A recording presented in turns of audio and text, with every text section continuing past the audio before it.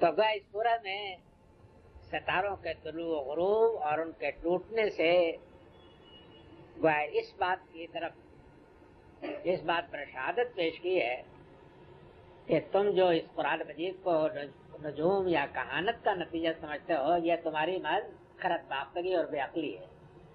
یہ اس طرح کی کوئی چیز نہیں ہے، بلکہ اللہ کا کلام ہے اور اللہ نے تمہاری ہدایت کے لیے اتارا ہے. تمہاری سلامتی اور بہبود اس بات میں ہے کہ تم اس کی قدر کرو، اس کو قبول کرو، اور اس قسم کی باتیں بنا کر کے قرآن مجید سے نہ خود برگشتہ ہو نہ لوگوں کو برگشتہ ہو. یہ ہے اس لحاظ سے اس میں ستاروں کی بھی قسم کھائی گئی ہے اور صبح کی اور رات کی بھی قسم کھائی گئی ہے. اور اس کے بعد وہی مضمون آتا ہے کہ جو میں نے بیان کیا کہ قریش کو متنبہ کیا گیا ہے کہ قرآن کی مخالفت کے اس قسم کے بہانے پیدا کر کے اپنے آپ کو اس برکت سے محروم نہ رکھو. اعوذ باللہ من الشیطان الرجیم، بسم اللہ الرحمن الرحیم. اذا الشمس كورت واذا النجوم انكدرت واذا الجبال سيرت واذا العشار عطلت واذا الوحوش حشرت واذا البحار سجرت واذا النفوس زوجت واذا الموءودة سئلت بأي ذنب قتلت واذا الصحف نشرت واذا السماء كشطت واذا الجحيم سعرت واذا الجنة أزلفت علمت نفس ما حضرت. یاد کرو اس وقت کو کہ جب کہ سورج کی بساط لپیٹ دی جائے گی اور جب کہ ستارے تاریک ہو جائیں گے اور جب کہ پہاڑ چلا دیے جائیں گے اور جب کہ 10 ماہ کابن اٹھنیاں چھوٹتی پھریں گی اور جب کہ تمام وحشی جانور اکٹھے ہو جائیں گے اور جب کہ دریا معجزن کر دیے جائیں گے، سمندر معجزن کر دیے جائیں گے اور جب کہ نفوس کی درجہ بندی ہوگی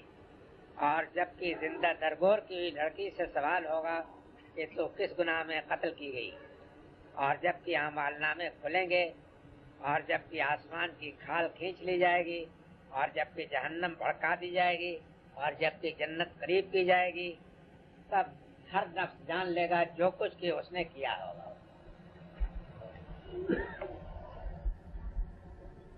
اس میں آپ غور کیجیے تو یہ آپ کو معلوم ہوگا کہ اذا الشمس كورت واذا النجوم انكدرت واذا الجبال سيرت واذا العشار عطلت واذا الوحوش حشرت واذا البحار سجرت. یہاں تک کے جو حالات ہیں ان کی نوعیت تو اور ہے، اور اس کے بعد واذا النفوس زوجت واذا الموءودة سئلت بأي ذنب قتلت واذا الصحف نشرت واذا السماء كشطت واذا الجحيم سعرت کی نوعیت اور ہے. یعنی الگ الگ ہے. آپ دونوں میں اگر امتیاز کرنا چاہیں تو یہ آپ کہہ سکتے ہیں کہ اوپر کے حصے میں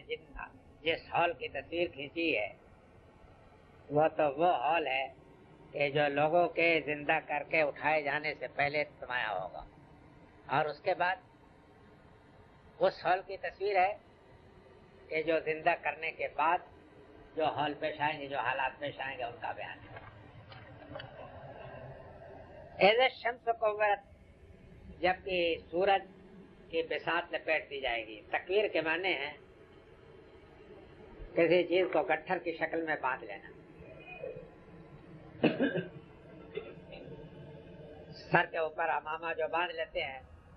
تو اس کے لیے بھی تکویر کا لفظ آتا ہے کہ وہ امامہ باندھ لیا. یعنی معلوم ہوا کہ آج جو اس کی روشنی اور اس کی تابانی پھیلی ہوئی ہے، یہ ساری بساط اس کی لپیٹ دی جائے گی. قرآن مجید کو اس سے بات نہیں ہے. آپ کے سائنس جو تحقیق کر کے قابل اطمینان چیز آپ کے سامنے رکھے، آپ اس کو باندھ سکتے ہیں. یہ سوال کہ زمین جو ہے سورج کے ارد گرد چکر کرتی ہے یا سورج زمین کے ارد گرد چکر کرتا ہے، یہ سوال جو ہے یہ مذہب سے متعلق نہیں ہے، سائنس سے متعلق ہے.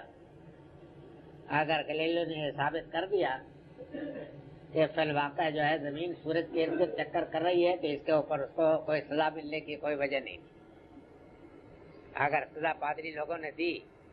تو انہوں نے خام خواہ کو ایک ایسے معاملے میں ٹانگ اڑائی کہ جس معاملے میں ان کو ٹانگ اڑانے کی کوئی ضرورت نہیں تھی. اصل میں جو چیز قرآن مجید کا مقصد جو کچھ ہے وہ تو یہ ہے کہ اس کائنات کے مشاہدے سے جو اثر ہمارے اوپر مترتب ہوتا ہے اور اس سے جو نتیجے نکلتے ہیں ہمیں ان نتیجوں کو ملحوظ رکھنا چاہیے. باقی رہ گیا کہ سائنس کی ان باریک باتوں کو سے قرآن مجید نے تعرض نہیں کیا. اس کی وجہ یہ ہے کہ یہ چیزیں آپ کی دوربین اور خوردبین جتنی ترقی کرتی جائیں گی اتنی آپ کی ایجادات اور آپ کی معلومات میں اضافہ ہوتا جائے گا اور اس سے آپ کے نجات و فلاح نیکی و بدی کا کوئی تعلق نہیں. مذہب کو تعلق ہے اس چیزوں سے کہ جس کا کہ تعلق آپ کے انجام سے اور آپ کی نیکی و بدی سے جس کا تعلق ہے اسی سے. تو فرمایا کہ جب کہ سورج کی بساط لپیٹ دی جائے گی وَإِذَا النُّجُومُ انْكَدَرَتْ اور جبکہ تمام دوسرے ستارے بھی دھندلے ہو جائیں گے, کہنا جائیں گے یا تاریک ہو جائیں گے. ظاہر ہے کہ جب سورج تاریک ہو جائے گا تو سورج سے یہ سارا جہان روشن ہے تو پھر اس کے بعد جتنے بھی قمقمے ہیں جتنے بھی چراغ ہیں وہ سب کے سب نور ہو جائیں گے. اب اس کے بعد فرمایا کہ وَإِذَا الْجِبَالُ سُيِّرَتْ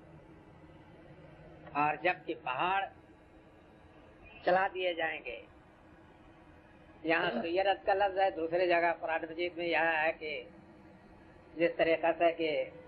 ابر اڑتا ہے اسی طریقہ سے یہ پہاڑ بھی اڑتے ہوئے نظر آئیں گے کھڑ کر کے. ظاہر ہے کہ زمین میں جو چیزیں کہ آپ کو اور آپ کو نظر آتی ہیں ان میں سب سے زیادہ مستحکم تو پہاڑ ہی ہے, لیکن پہاڑوں کا بھی حال اس دن یہ ہوگا کہ وہ بالکل اڑتے پھریں گے. یہ آپ کو معلوم ہونا چاہیے کہ جب قرآن مجید قیامت کے اس حال کو بیان کرتا تھا تو قرآن کے جو مخالف لوگ تھے وہ یہ کہتے تھے کہ اچھا قیامت آئے گی تو کیا یہ پہاڑوں کو بھی اکھاڑ پھینکے گی؟ قرآن مجید میں ہے بھی غالباً سورہ بنی اسرائیل میں, تو تم سے پوچھتے ہیں کہ کیا پہاڑ بھی اکھاڑ دیے جائیں گے تو کہہ دو کہ ہاں ان کو بھی اکھاڑ پھینکے گی. یہ آپ کو معلوم ہونا چاہیے کہ موٹے موٹے واقعات بیان ہوتے ہیں تاکہ اس کے اوپر آپ قیاس کریں کہ پھر دوسری چیزوں کا کیا حال ہوگا. یعنی جب پہاڑ کا یہ حال ہوگا کہ پہاڑ اس طریقے سے اکھاڑ دیے جائیں گے تو دوسری چیزوں کا کیا پوچھنا ہے, ان دو چیزوں کا کیا حال ہوگا. وَإِذَا الْعِشَارُ عُطِّلَتْ, اشار اشرا کی جمع ہے. اشرا کہتے ہیں اس اٹھنی کو کہ جو 10 ماہ کے گاون ہو اور اب بچہ جننے والی ہو. فائدہ ہے کہ جو اٹھنی بچہ دینے والی ہو تو اس کے مالک کی نگاہوں میں اس کی بڑی قدر ہوگی, جس طریقے سے ایک بھینس والے کی بھینس کی قدر ہوتی ہے جبکہ وہ دودھ دینے کے بچے جننے کے قریب ہو. یہ مثال کے طریقے پر پیش کیا ہے اس بات کی کہ لوگوں کی نگاہوں میں جو ان کی عزیز اور محبوب چیزیں ہیں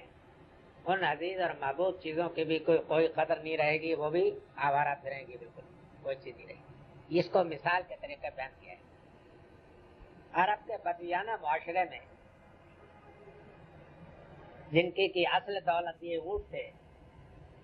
ظاہر ہے کہ ایک ایسی اونٹنی کی جو اب 10 ماہ گاون ہو اور وہ بچہ جننے والی ہو مالک کی نگاہوں میں بڑی قدر ہو سکتی ہے. تو ذکر کیا ہے غریب آدمیوں کی طرف اشارہ کیا ہے کہ غریب آدمی جس کی کل دولت اس کی اونٹنی ہوتی ہے اور ظاہر ہے کہ کتنی قیمتی چیز وہ سمجھتا ہوگا اس کو, لیکن یہ کوئی غریب کو بھی اس کی فکر نہیں ہوگی, اس کی کوئی پرواہ نہیں ہوگی کہ میری اونٹنی کہاں ہے گاون. سمجھ گیا؟ اسی مضمون کو دوسری جگہ سورہ حج میں جہاں بیان کیا ہے کہ تَذَلُ كُلُّ مُرْضِعَةٍ نَمْبَرْزَاتٍ کہ جس دن کے دودھ پلانے والی اپنے بچے کو بھول جائے گی. سمجھ گیا؟ وہ بھی ایک تعبیر ہے, یعنی وہ ایک تعبیر ہے کہ جس میں یہ معلوم ہوتا ہے کہ محبت مادری جس سے زیادہ زوردار کوئی چیز نہیں ہے, وہ بالکل ختم ہو جائے گی. ایسا حال ہوگا اور اس مثال میں یہ بھی ہے کہ غریب سے غریب آدمی اپنی عزیز سے عزیز دولت کو جو سب سے زیادہ اس کو محبوب ہو سکتی ہے اس کی طرف سے بھی بالکل بے فکر ہو جائے گا، اس کو کچھ پرواہ نہیں ہوگی کہ میری اٹھنی کہاں کدھر گئی، اس کو یہ مثالیں ہیں، یعنی اس سے آپ اندازہ کر سکتے ہیں کہ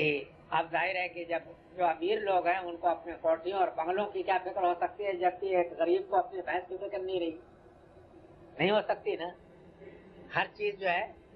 وہ ایسا حال ہوگا، ایسا خطرہ ہوگا کہ اس خطرے میں ہر ایک کے اوپر ایسی بدواسی کی کیفیت طاری ہوگی کہ کوئی شخص جو ہے کسی اور چیز کی طرف دھیان نہیں کر سکے گا، ہر چیز بھول جائے گی۔ وَإِذَا الْوُحُوشُ حُشِرَتْ، اور جب کہ وحشی جانور بھی اکٹھے ہو جائیں گے، یہ بھی اسی چیز کی تعبیر ہے کہ ہر ایک کے اوپر نفسی نفسی کی کیفیت ہوگی۔ جنگل میں آگ لگ جائے یا سیلاب کا پانی جنگل میں بھر جائے تو معلوم نہیں آپ لوگوں کو اس طرح کے کسی مشاہدے کا موقع ملا ہے یا نہیں، مجھے بڑے پیمانے پر تو نہیں، لیکن اس کے مشاہدے کا موقع ملا ہے کہ جنگل کے سارے جانور کسی ٹیلے یا کسی ٹیکرے پر جہاں ان کو پناہ ملنے کی توقع ہوتی ہے جمع ہو جاتے ہیں، اور اس میں دشمن اور دوست دونوں کا۔ مثلا یہ ہے کہ ایک جانور وہ بھی کہ جو لومڑی کا یا خرگوش کا دشمن ہے وہ بھی جمع ہو جائے گا، اور وہ بھی کہ جس کو اس سے خطرہ ہے، لیکن دونوں میں سے کسی کو بھی ہوش نہیں رہتا کہ وہ اس کے اوپر حملہ کرے۔ یہاں تک کہ بڑے بڑے جنگلوں میں شیر بھی اور شیر کے ساتھ ساتھ ہرن بھی، سمجھ گیا، بھیڑیا بھی اور بھیڑیا کے ساتھ دوسرا جانور بھی، وہ بھی ایک ہی ٹیکرے پر آ کر کے کھڑے ہو جاتے ہیں، اور ان میں سے کسی کو یہ فکر نہیں ہوتی کہ وہ اس کے اوپر حملہ کرے، اور نہ کسی کو یہ ڈر ہوتا کہ یہ حملہ کر دے گا۔ اس کی وجہ یہ ہے کہ ایک بڑا خطرہ جو ہے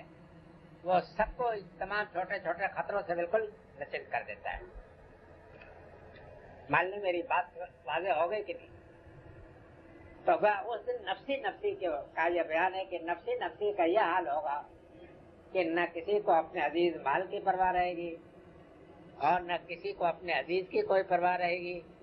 وہ ہے نا دوسری جگہ کہ یوم یفر المرء من اخیہ وصاحبتہ وبنیہ وفصیلتہ التی، آتا ہے نا کہ سب کو بھول جائے گا۔ تو یہاں تک کہ جو جنگل کے درندے ہیں ان کا بھی حال یہ ہو جائے گا کہ وہ سب اس وقت کی آفت سے یکجا ہو جائیں گے، اور یکجا ہونے کے بعد کسی کو کچھ ہوش نہیں رہے گا، شیر کو یہ خبر نہیں ہوگی کہ میری پہلو میں ہرن ہے، اور نہ ہرن کو اس کا کوئی اندیشہ ہوگا کہ میری بغل میں یہاں ایک درندہ کھڑا ہے کہ جو میرے اوپر حملہ کر سکتا ہے، بلکہ سب ایک بڑے خطرے کے آگے بدحواس و پریشان ہو۔ یہ تعبیر ہے ان حقائق کی۔